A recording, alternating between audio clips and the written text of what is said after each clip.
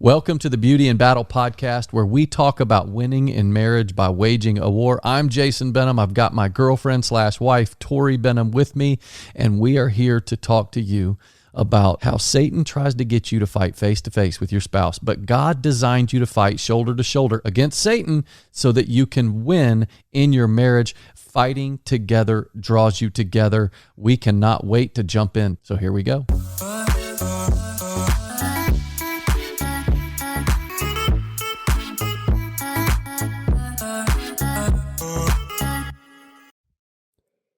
So today we're talking about staying in love while parenting kids.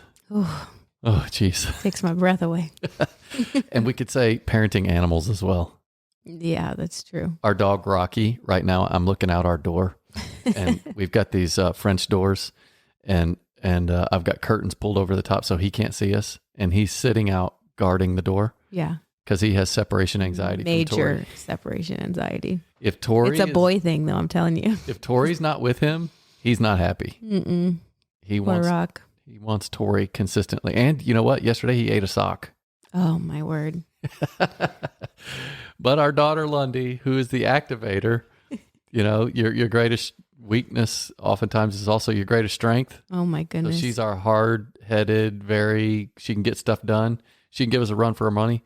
But she calls the vet herself. She's 11. Yeah, we are at a doctor's appointment yesterday, and we get a phone call with Lundy, absolutely panicked.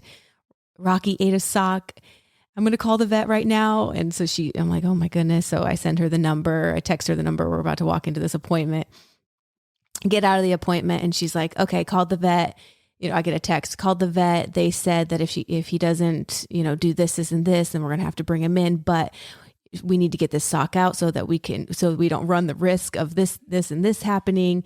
So I'm going to go ahead and give him peroxide, which will make him throw it up so that we don't have to run the risk of 10 minutes later, oh my gosh, we get a text. He threw it up, gave him the peroxide. He throws up all as well. I'm like, oh my gosh. She's an 11-year-old. But we're talking about parenting kids. So that's the awesome part of a strong-willed child. The hard part is when you're like, Lundy, go do this. She's like, no. I have a better way of doing it. I'm like, this is your daughter, Tori. You handle this. Okay, so we're talking about staying in love while parenting kids. But before we get into that, there is a very important thing that we have to discuss. Jokes. Tori's jokes, and everybody loves these. Okay, so this one is from one of your friends in high school, Becky Carr. Tamez? Oh, yeah. Mm-hmm. Okay. She's so sweet. She sent me like a bunch of dad jokes. That's They're hilarious. so funny. Good job, Becky. And okay, so here's one from Becky. I hate when my wife says, "Are you listening to me?" It's such a random way to start a conversation. You get it? Yes. Clearly they weren't listening. I know. That was great. Okay, and then I've got one right here. What do you call a detective who just solves cases accidentally? No clue. Sherlock Holmes. Okay. Very nice, Tor. Jason is so not like getting these jokes. It's they're dad jokes. Cheesy. I know, but they're funny. Cool. You know what? A lot of people like these jokes. Yeah, they do. Okay. Are we ready to get into our podcast topic, or are you going to give us another one? Nope. We're ready to roll. We're ready to rock. Okay. Staying in love while parenting kids. And I know that I'm talking to people out there that don't have any problems with their kids. So you're nothing like us, who has gotten into fights over how we're going to parent the kids. Right? Yeah. That's not us. It's totally not us. We've had our fair share of bouts. Oh my goodness. I think some of our biggest arguments in marriage have been over kid issues. I mean, one time Tori got mad at me for throwing a sweet potato at Trey. I mean, he deserved it. And I remember she stood up and looked right in my face and pointed outside and said, "Get out of my house." Yeah, I'm like, come on, honey, he's fine. It's a sweet potato. I probably shouldn't be telling people I think we can get in like really big trouble for that. Oh, come on, he deserved it. But don't worry, I took care of things. Yeah, this was a long time ago. Tori did take care of things. She put her foot down. Yeah, like, we're not going to throw things. And that's where I put my foot down. Yeah, I became her kid that day. Well, fortunately, that was a good while ago, and I've matured since then. I mean, that was at least 2 or 3 days ago. Okay, so what I want to do though is I want to look at the book of Exodus, because Exodus is a book on relationship. So Exodus 33 and 34, and relationship, as you all know from reading our book, you've all read the book, I know this. Relationship is the state of being connected or bound. You're in relationship. Yeah. My pinky finger is in relationship to my hand, right? It's connected. So there's a relationship there.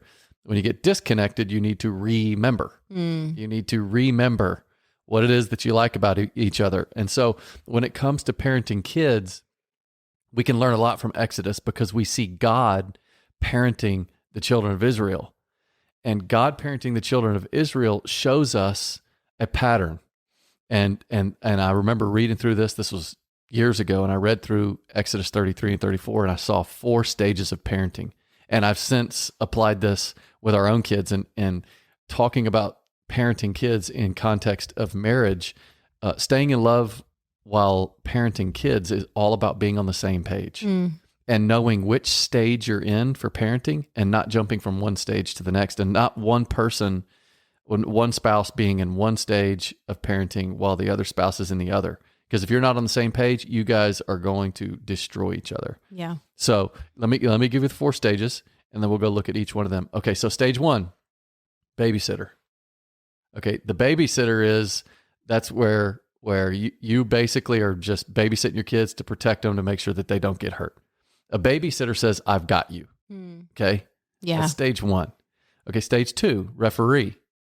This is when you're outlining the rules for your kids. Do this, don't do this. If you do what you're not supposed to do, you're going to get punished. So a referee says, I'll punish you. So the babysitter stage says, I've got you. I'm going to protect you. Right. The stage 2, the referee says, well, I'm going to punish you if you don't do what's right and stay inside the boundaries. Stage 3 is coach. A coach is the person who's now moved outside of referee stage and is wanting to help their kids win the game. Yeah.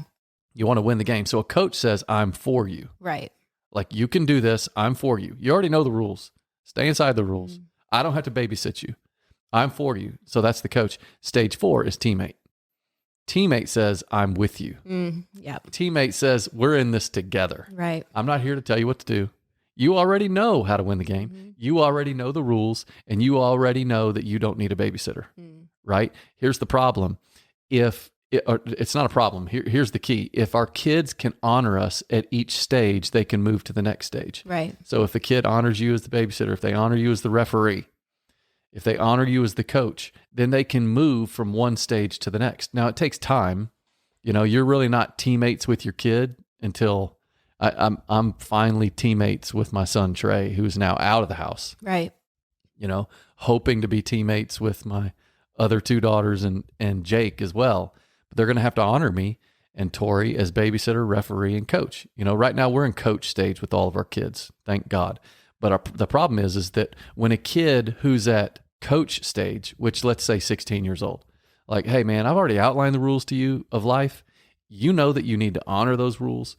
And I'm here for you, and I want to help you win. Now, don't put me back in that stage where I have to be a referee. Yeah.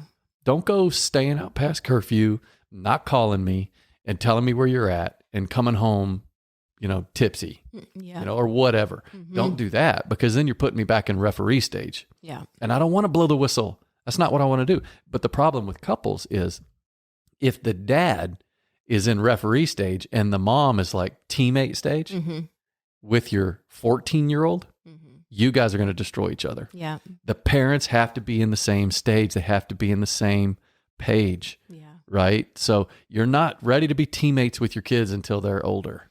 Now, and I'm just learning this. So I'm going up, Tori and I are going off of, I'm not here to give you parenting advice. I'm going off of what my parents did, what Tori's parents did, and what little what that we're I've learning that have certainly not perfected. I don't think you could be teammates with your kid until they're 18, 19, 20, and then you can be teammate. Until then, you're coach. Hopefully you don't have to stay referee for too long.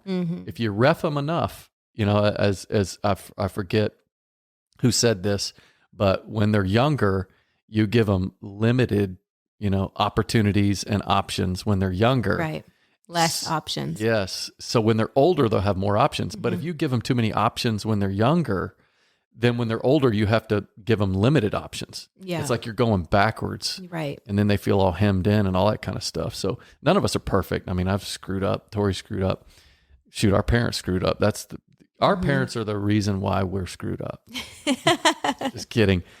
I can't stand that when people blame their parents for all their struggles in life. My dad didn't do, my mom didn't do this.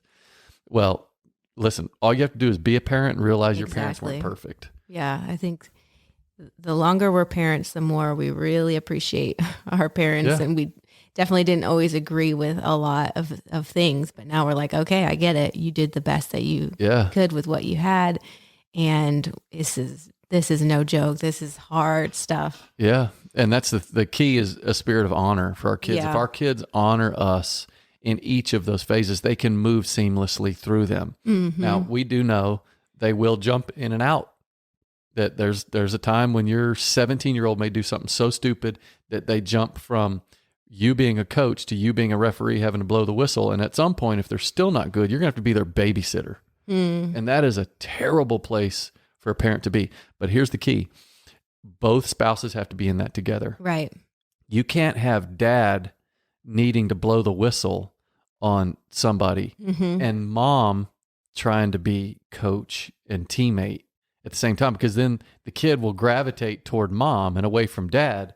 And the next thing you know, there's a rift between the two of you. Right. If somebody has to blow the whistle, the other spouse has to be in it with them.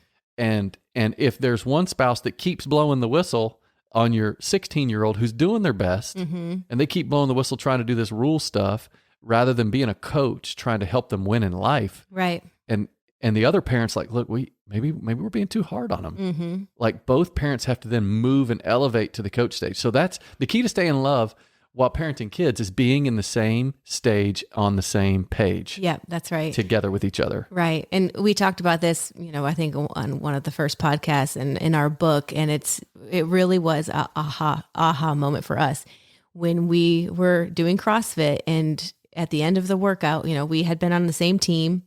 We had won a WOD together the previous week. And so we had this taste of victory previously. And we're like, oh, we actually can win this together. We've experienced victory together. So we can do it again. We had that hope that was, alive in us that it could happen again. And we went at that team WOD together on that Saturday with a real strategy to win. Yeah. And we were, kind of upset with each other throughout the workout because it was so intense. It was like we took it very seriously. I didn't understand why Tori wasn't listening to me. Didn't make sense. Yeah, it was actually an intense workout. It wasn't like we were having like so much fun. It was hard. We were yelling at each other and getting through the workout. But as we moved towards victory together, it didn't really matter how intense that workout was in the end. We had to come out victorious. And at the end of it, we were connected. Yeah. We were more bonded together, and we're like, that was awesome. Like we wanted to do it again. Right. And it was kind of an aha moment that when you're on the same team and you're strategizing together for a victory, it changes everything. It changes the way that you see everything. So it's not this competition on who can do what better. It's, oh, you're actually better at this, so you do that because I want to win. Yeah. And you can do this, so I want you to do that because we're looking at it like, how can we win? Yeah. And so that's what changed everything for us. As far as the way that we viewed marriage, it was like, why don't we do that in life? Why do we, how have we somehow figured out how to win a CrossFit WOD together, but not learned how to win at home? Right. Yeah. Right. Yeah, and it was like this kind of aha moment for us. We're like, okay, let's actually apply some of those things that we learned at CrossFit and apply them to the way that we parent at home. And it was like, okay, we're on the same team.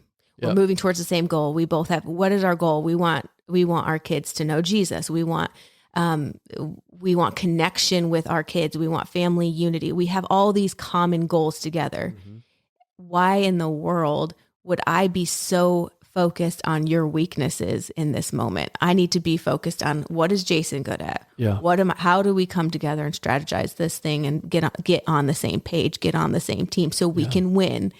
And so I think that mindset going in is so important, because it's so easy to get super emotional, to get hyper focused on the things that are bothering you and annoying you about your spouse and the way they're handling the situation. But when we can shift and be like, oh, you know what? We can win this. We've won this before, like we in CrossFit, it's like, wait, this is actually possible. We've experienced victory before, so we can do it again, you know? And now, okay, let's move towards it. Yeah. I love that, because another thing is being on the same page with your spouse in front of your kids when it does come to time for discipline. That the only time one should stand against the other is when it's a safety issue. Yeah. Like Tori yelling at me when I picked up the sweet potato. And I'm like, oh, why did I just throw that at Trey?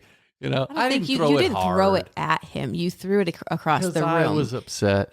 But anyway. And Tori's protecting me. I don't care. I'm just airing it all out there. But, in that moment, she's like, okay, that's enough. Don't do that. That's a boundary you cross. That's not good. But other than that, in all honesty, Tori and I had this conversation back when we first started having kids.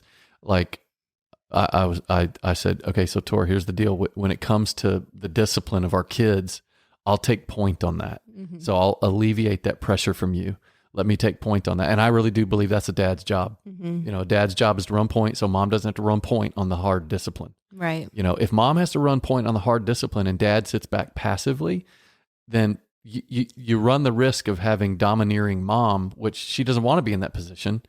And domineering any parent syndrome is bad for the kids, but you just don't want to put mom in that situation. So dads, you got to step up. Don't be passive when it comes to the discipline aspect of it. But if you both are on the same page with that, then it really does alleviate pressure from mom or pressure from dad, whichever direction you guys choose to go. But I do think it is a dad's role to step up and be the leader when it comes to that type of discipline. And the reason why I say that is going back to Exodus 33, how I started when God was bringing the children out of Egypt and he was bringing them into the promised land. So here God is like, he's the ultimate teammate. Like, I want you to come and be with me, and I want to be in your presence. I'm the ultimate teammate. He's the ultimate coach, Right. Like, here's the principles for how you're going to win in life. But the Israelites kept moving him back into babysitter and referee. Like, there's our 4 stages right there. The backdrop, Moses goes up onto the mountain to get the 10 commandments, because God is now going to give them the referee rules. Here are the rules that you're going to need to stay inside of. He comes back down, and they had made a golden calf. So they needed a babysitter when they were up on the mountain, and God wasn't going to be their babysitter in that moment. He just let them do their own thing.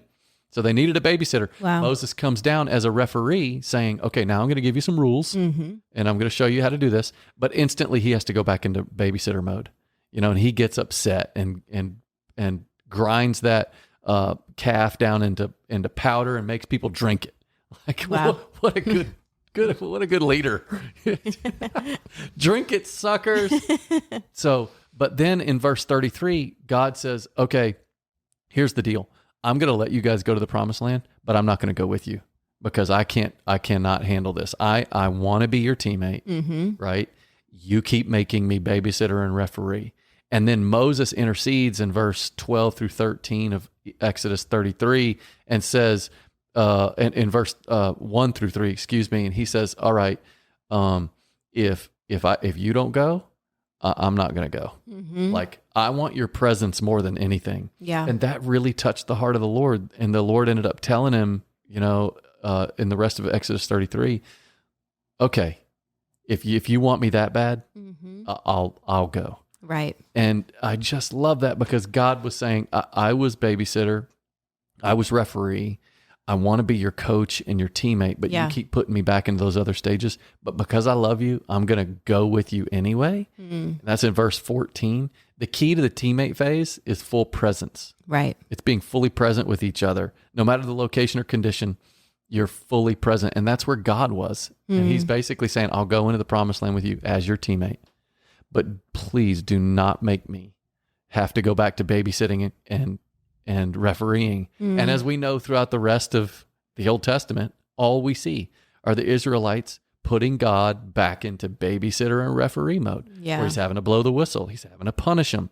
And we don't want that. So when we look at that story and we think about what we have to do as spouses and how we're going to stay in love while parenting kids, the key is to know the 4 stages. You know, when we look at Exodus 33, babysitter, referee, coach, teammate. Figure out which stage we're in with each of our kids, because it's in different stages. And then agreeing with your spouse that you'll both be in that stage together. Yep. You do not want dad blowing a whistle while mom is trying to be a teammate. Yep. And kids are very, very sensitive to like sensing disunity between mom and dad. Yeah. Like I know our kids are super sensitive to that. Like they can tell if I'm not in agreement with you, even before I recognize I'm not in agreement with you. Right. Like they can tell by your facial expression and by your tone. And it's just, it's so important that we are on the same team and that we're on the same page, because our kids are watching and they're very sensitive to that. And they want to know that mom and dad are in agreement with one another, and that they're, you know, there's a confidence that they gain in knowing that we're together on things. I think it just brings kind of this confusion to them when they're sensing, wait, mom and dad don't agree. I can't really trust what side do I take? What, you know, it kind of breeds this, this insecurity in them that we have to really protect them from. That's exactly right. So hopefully this helps you. It's definitely helped me as I've thought through these 4 stages: babysitter, referee, coach, teammate. Babysitter says, I've got you. Referee says, I'll punish you. Coach says, I'm for you. And a teammate says, I'm with you. We all want to be teammates with our kids. Just don't start it too soon, and definitely do not be on a different page than your spouse. And if you do that, stay on the same page in the same stage, you'll stay in love while parenting kids. I like it. Okay. Would you rather? Are you ready for would you rather? Let's give me a would you rather. Okay. Would you rather wear melted caramel as sunscreen or sticky hot fudge as lotion? Well, I don't understand the difference. Sunscreen and lotion are the same thing, right? No. Melted caramel as sunscreen. Okay. So you're going out to the beach, right? Okay. Yeah. And you need to protect yourself. Okay. So you're going to put melted caramel. Got it. Or do you use sticky hot fudge as lotion? Okay. You're going on a date and you got to put some lotion on. I'm going to go melted caramel because it's melted. Maybe it'll slide off easy and I could just go jump in the ocean. Okay. Yeah. I'm totally in disagreement with that one. What? Because that's disgusting. That's so sticky. You're about to go to the beach and you have caramel is way more sticky than hot fudge. What? Hot fudge is thinner. It is? Yes. Well, I didn't know that. Yeah. And hot fudge. I'm not the culinary expert like you. Yeah, I'm going with hot fudge lotion. Speaking of, you should start posting more like of your cooking stuff onto Jason and Tori socials. See, Tori is an Italian and she cooks like a beast. And she's got to start doing more of that stuff. Don't you have some of those posts in the past of all the culinary stuff you've done? It's just not second nature to always have the camera going. Oh yeah, that's true. But yeah, we're trying to get out of that. You don't want to be in that phase. But still, I think there's some ladies that would love to see what you're doing. Okay. Okay. We'll try that. Okay, so it's caramel for me, hot fudge for you. Mm-hmm. All right. All right. Thanks for hanging out with us. See you guys. See you next week.